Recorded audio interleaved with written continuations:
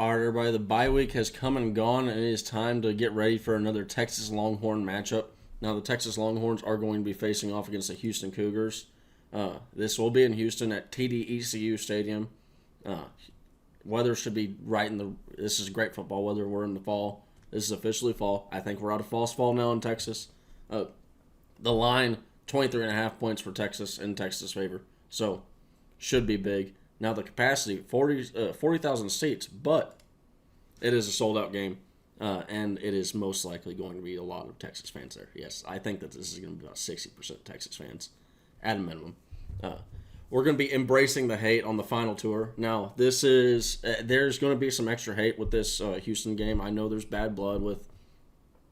They said that they were never going to have Texas come to their stadium ever again or something like that.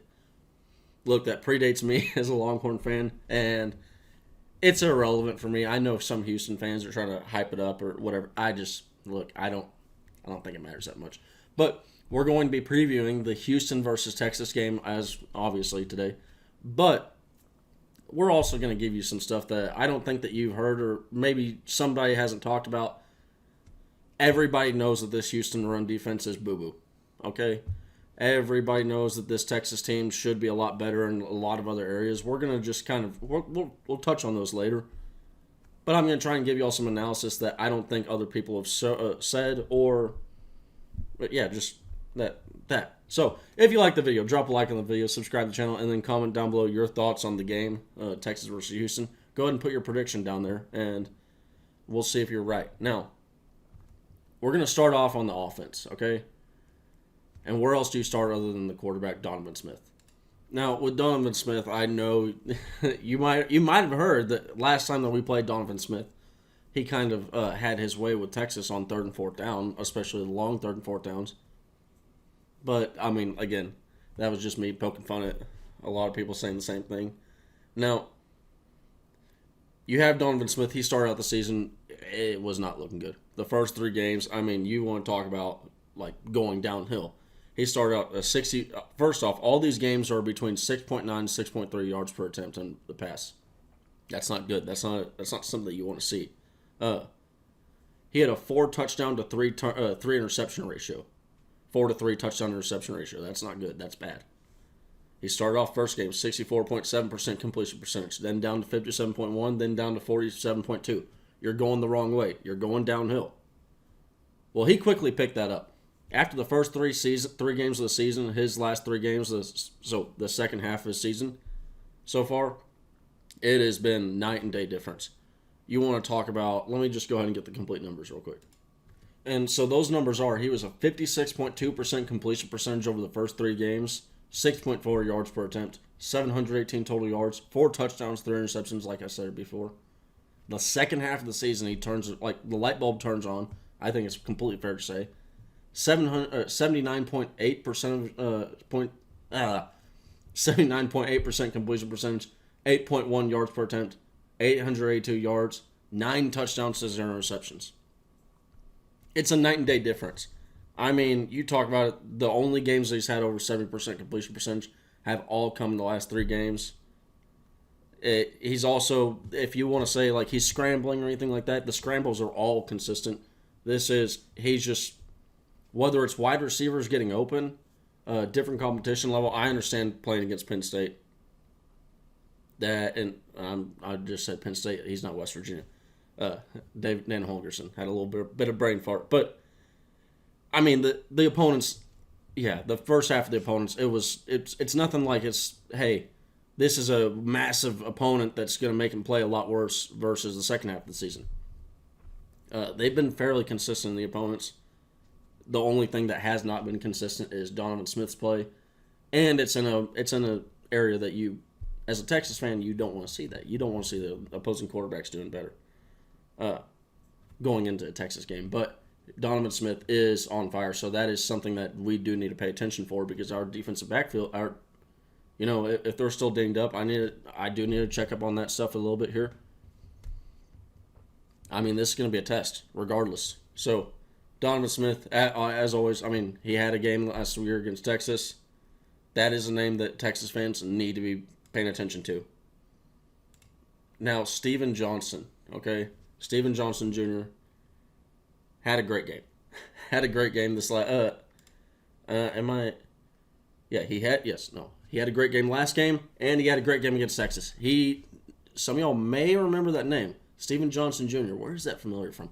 That is familiar from Oklahoma State. He played under Mike Gundy, and yes, he had a day against us. He had one game where he had above 85 yards last year.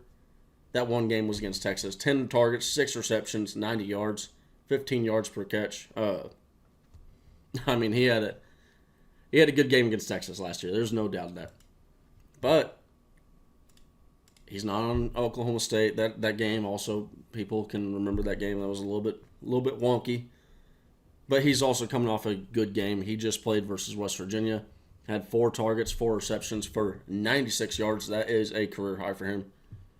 This is a name that I believe that we do need to be paying attention to because, I mean, you got other guys like Matthew Golden. Matthew Golden, he's going to draw some attention from this Texas defensive backfield. Samuel Brown, he is their leading receiver right now, though majority of those yards have come in the first 2 games. So he's a little bit different than Donovan Smith, where Donovan Smith had some bad games early on and then has really started to ramp it up as of late. Not to say that he hasn't ramped it up as of late, but he has 4 games of over 98 yards receiving, and only one of those have come in the last 3. The last 3 games are 62 yards receiving, 98, and 31. So he hasn't been playing as well as he did in the early part of the season. Joseph Manjack, this dude, 6'3", 202 pounds. He's got the size. He is not necessarily going to be a fast guy on the field, but he is probably their most consistent wide receiver, in fact, of targets and receptions. He's basically going to be sitting in between 5 and 7 targets in a game, and he's going to be getting between 4 and 7 receptions in a game. He's not a guy that's going to be missing a lot of receptions. So when he gets targeted, he's typically pulling that ball in. And so those are the wide receivers. The defensive backfield, this is Houston, but they're going to need to be on their P's and Q's. Otherwise, this is a team that can, if you don't give this team the proper respect, they will. It can turn around and bite you in the you know what. Now Stacey Sneed. This is an interesting thing right here. So his overall body of work is not going to necessarily, it's not going to scare you. I mean, you're talking 7 attempts, 26 yards, 9 attempts, 41 yards. I'm not going to say you're going to read them all off. But he is coming off a good game where he had 7 attempts for 78 yards. And something that he's very similar to Jonathan Brooks in one area. And that is his ability to break off 10-plus and 15-plus yard runs. These long runs. He's breaking off a 10-plus yard run at a 13% clip. That's pretty good. Jonathan Brooks is right in the neighborhood of 15. He's breaking off 15-plus yard runs at a 10% clip. That's right in the same area of Jonathan Brooks. So this is a guy that can and will get long runs on the season. So that's something that I feel has, at times, the Texas run defense has, if there's one thing that we've struggled in, and when I mean struggle, I mean I'm being very critical here to say the word struggle. But if there's one thing that we have struggled in with the run defense, it's those occasional long runs that they'll get, like a Harrison Whaley versus Wyoming, 62-yarder to the house off the first play.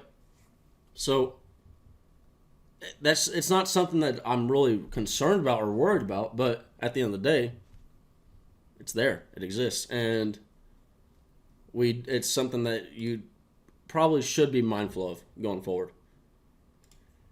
Now, moving on to the Houston defense, we're going to start off with the red zone. The Texas Longhorns have had an issue putting the ball into the end zone when you're talking about inside the red area, so inside the 20-yard line. We are still one of the best run, despite having a bad game defensively versus Oklahoma in the red zone. We're still ranked number 3 in the nation behind Oklahoma and Michigan as far as allowing touchdowns goes. So, we're still a pretty good team defensively, but Houston,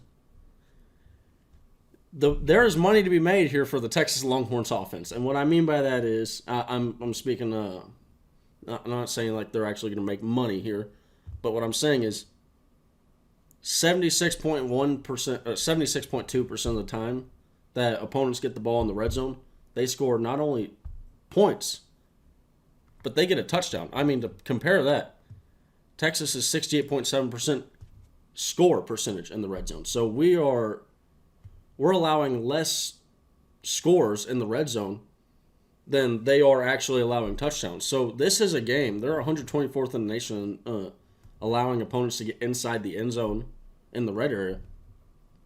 This is a game that Texas should be. I mean, we should be able to punch it in. We get in the red zone, we should be able to punch it in. If we can't, there are some massive, like blare the sirens, wave the red flags, all of it. There is a massive red zone problem if we cannot take advantage of this team. It is what it is. I'm saying that comfortably right now because after the week goes by, I'm not going to be sitting here, saying, I'm not going to be making excuses. No, I will not. 100%. So feel free to clip this and whatever. We need to go and have a great day in the red zone. And specifically as far as putting the ball inside the end zone goes. Now, so here are some of the matchup numbers. Oh, not all. Some of them. This is all the matchup numbers. You look. I mean, it's from top to bottom. It is. I mean, you talk about offense. We're outside of points per play, third down conversion, and red zone scoring. We're top 25. And really out. And if you had points per game, we're top 15 in all these categories. So we are not just a good, but we're a great offense. You can't say we're elite yet because elite, in my opinion, is top 5, top 10 range.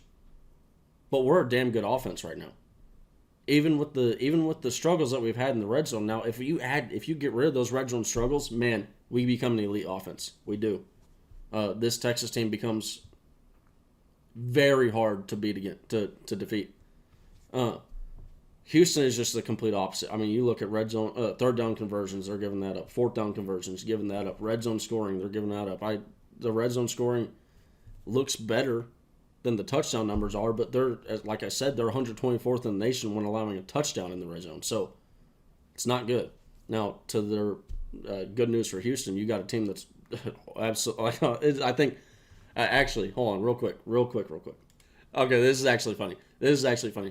The 124th red zone scoring defense, as far as allowing touchdowns in the red zone, they're going up against the 124th red zone scoring offense as far as the ability to put the ball into the red zone, into the end zone when they're in the red area. So this is the 124 versus 124 matchup.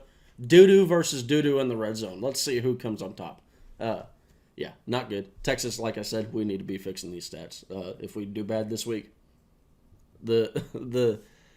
I say wave the red flags. The red flags are already waved. It's just at this point it would be confirming the red flags. The Texas versus Houston rushing. Look, my co-host on the Orange Blood show that I do every morning, he was mentioning how getting a Cedric Baxter back healthy might hinder Jonathan Brooks' numbers. I really hope not. I hope not. That would just trigger me beyond belief. But here you go. I mean, Texas, it's no secret. We should be dominating in the run game. And then Texas versus Houston, the passing game. Completion percentage. Like I said, if you've listened to me before, I really don't care about the pass play percentage or run play percentage numbers or where we rank in the nation on that. That's just, at the end of the day, the rank doesn't do much for me, but the numbers they do. I mean, what it does tell me is it tells me that Texas tries to stay as balanced as possible. We're not going to be airing out the ball a bunch. We're not going to be running the ball overly, a ton. We're going to try and stay as even as possible. Yards per pass attempt. I mean, at the end of the day, this Texas offense, they're very close to being elite. The pass game, it's taken leaps and bounds from last year. Completion percentage is bordering on elite.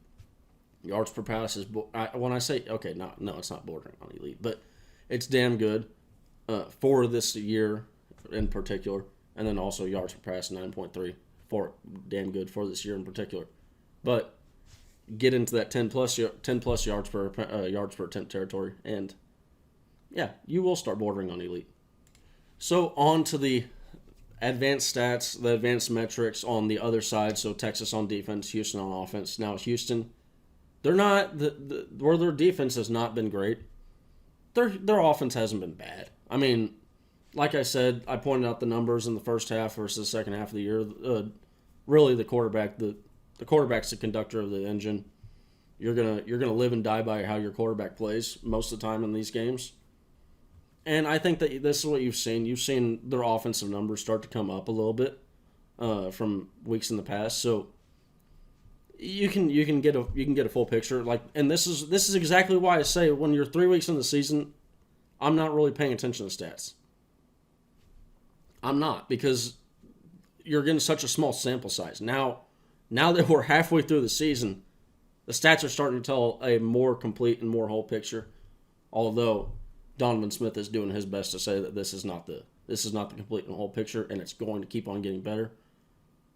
But they're going up against the elite. I'm going to keep on saying this. This is an elite Texas defense. We did not have an elite game versus Oklahoma. Had some things fall through the cracks. It is what it is.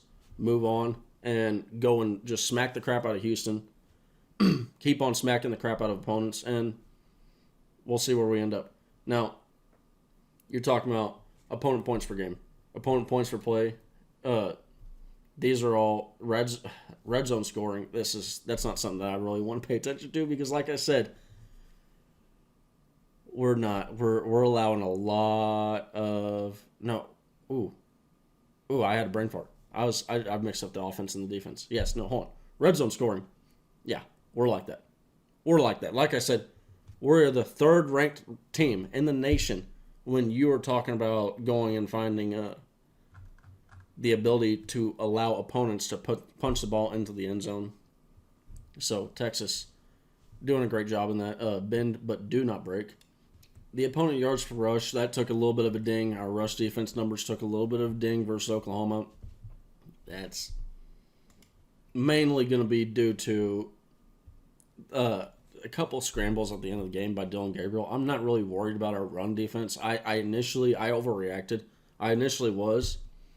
But, I mean, then again, to the opposite point, when I'm in the stands and I'm sitting, I'm not very high up, but I'm fairly high up. And you're also at an angle. You're not able to, when you're watching the game at home on TV, you're able to get everything perfect. They're trying to, well, I'll say this, they messed up the production early on in that game.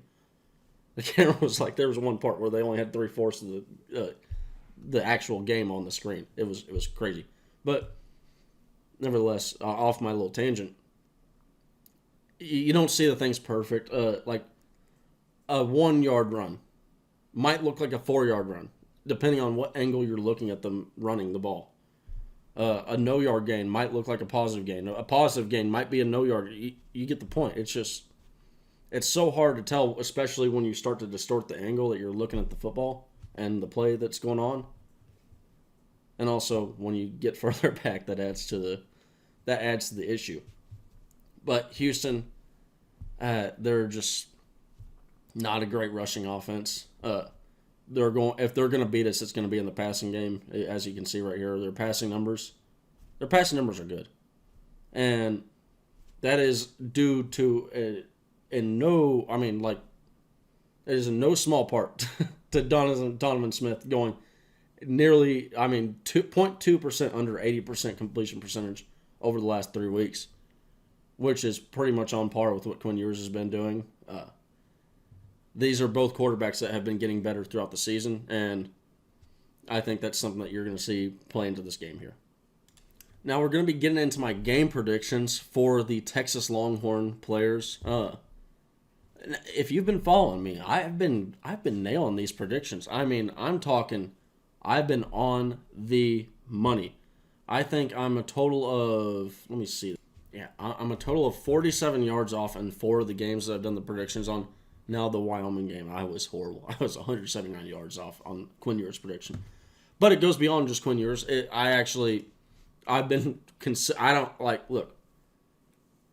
of all the things that I've ever done in my life, this will be one of the things that I've done at the best level.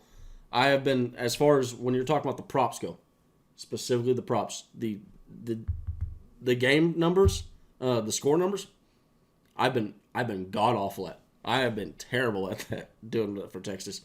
Maybe got a little bit too much burnt orange glasses on.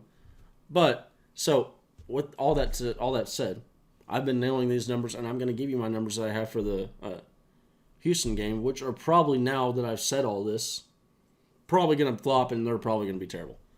I got Quinn Ewers going for 24 of 31 completion. That's not completion percentage. So, you want the completion percentage. My great math going on. 77.4% completion percentage. 315 yards. 2 touchdowns. So I'm saying, yeah, he's going to have a good day passing. It's going to be right in that 10 yards per attempt range. Just above 10 yards per attempt.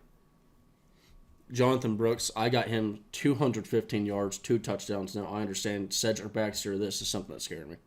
Cedric Baxter getting back and getting... Because here's the deal. If an unhealthy Cedric Baxter was getting 45% of the carries, what percentage is he going to get when healthy? Yeah, that's something I can't answer.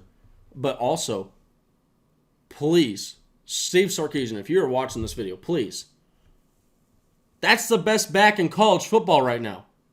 Don't take the ball out of his hands. For the love of all that is good in Bevo, please do not do that.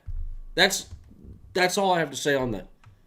Xavier Worthy, I think 7 catches for 103 yards, 1 touchdown. He's been ramping up, similar to Donovan Smith.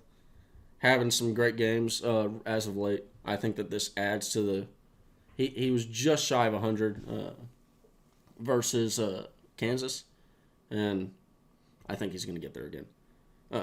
First touchdown of the game, I got going to Jordan Whittington. Now, specifically, I'm going with the Longhorn. There's a chance that a Houston guy scored a touchdown, but just want to clarify that. Donovan Smith, I got him. I have him, look, I've said he's been ramping up. I have him ramping just a little bit down, reverting a little bit back to the mean. But I have him going 22 of 32, 285 yards, 2 touchdowns, and 1 interception. Don't got a lot of sacks for us. This is a game that Donovan Smith, he's not going to... Like I say, he doesn't scramble a lot, but it's kind of hard to catch him. And Longhorn fans would probably know that from last year. I got 2 sacks on the day for the Texas defense. Team leader in tackles is Anthony Hill Jr. My bold prediction is Texas is efficient in the red zone. This should not be a bold prediction. And if you watch the Orange Blood show in the morning, I'm just repeating everything that you've already heard. Texas, I have them winning 38-17 over Houston. And we'll be right back with one last thing. All right, so as we've done so far for a few weeks, I don't think every week, but we've done it pretty consistently. We're going to be doing an underdog pick 'em slip using the props that I just gave you. And we're going to be looking at the props. This is the first time that I've seen these props. You see the spicy ones. They got some spicy ones. So we will be doing a spicy slip. We will be doing a regular slip. And if you want to get your first dollar-for-dollar deposit matched up to $100, minimum of 10, use code NASH down below, link down below. Use code NASH in the description. And, yeah, get some free money. You deposit $100. Underdog's going to give you $100. You have $200 to go around and play and possibly make some money out here on these little pick 'em slips. I mainly just do this to have some fun. But, so, we got Quinn Ewers. I have 2 touchdowns, so we're going to be passing on the... We could go lower. You could go higher. This is something interesting. I will be doing... You know what? I'll start out with the spicy slip. We'll start out with the spicy, okay? He's a guy that's been getting on the ground. Look, any week you see this, a rush or reception, 0.5, so 1 touchdown. 1 touchdown receiving the ball or rushing the ball. Look, Xavier Worthy, he can throw the football. Okay, so there's that trick. There's the trick play aspect going on.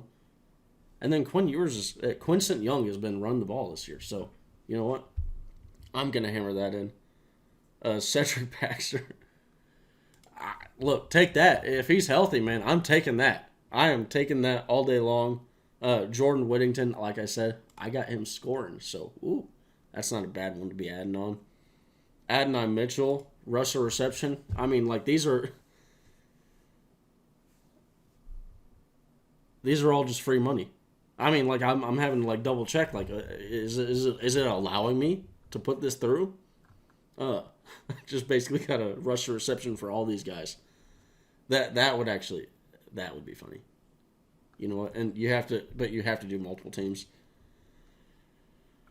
I'm gonna go same around, getting a reception. So this is going to be my spicy slip. 5 correct pays up to $439 on a $5 pick'em slip. A $5 pick'em slip. So, look, that I do not advise going and putting through that pick'em slipping. It's spicy for a reason. But if it happens, it happens. And we're getting some moolah, baby. Now, honestly, the best way to do this is to add in these spicy little things with other things that, you know, make your slip a little better. But you know what? I'm going to stay off the touchdowns for Quinn Ewers. Okay? Passing yards. Look, this is, I guess I'm pretty close to what Vegas is thinking. I didn't even use this to do. You could honestly, you would be smart to use what the money is saying, where the money goes, because, you know, hey. So people are saying, look, Quinn Ewers, basically the money's saying it's 23 completions. Right in there, 23, 24.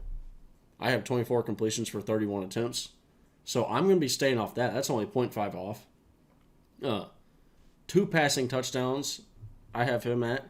They have him at 2.5. I'm just going off my numbers.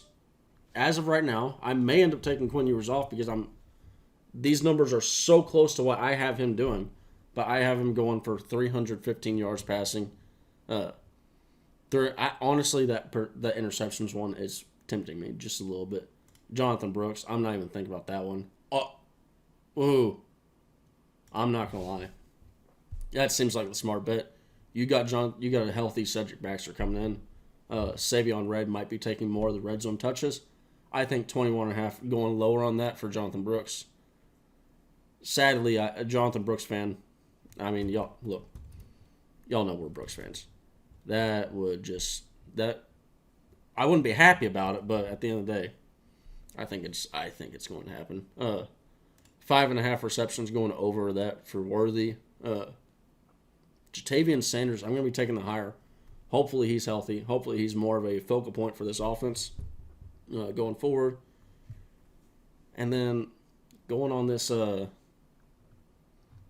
me see. What did I put?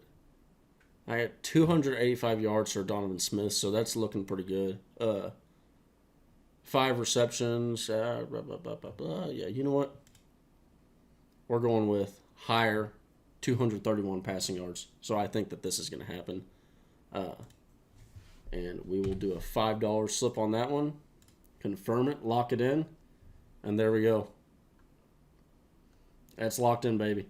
So, again, if you want to go ahead and do all that, use code Nash down below. That is one of the best ways to support me in this channel.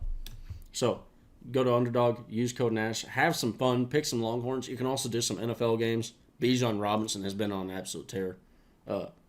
Roschon Johnson, wishing him the best, man. Just get healthy. He's dealing with some concussion issues. We'll see how that goes. Hoping the best for him. But, as always, hope you all have a great day. Hope you all enjoyed the video. Hope this video provided y'all something other than what everybody else is saying. I don't want to just sit here and parrot what everybody else is saying at the end of the day. I want to give y'all something unique. I know this is a longer video. We're running on 30 minutes here. I'm going to cut it before we get to the 30-minute mark. But, that being said, if you like the video, again, drop a like on the video, subscribe to the channel, and then comment down below your thoughts on the video. Give me your score predictions down there. And as always, hook!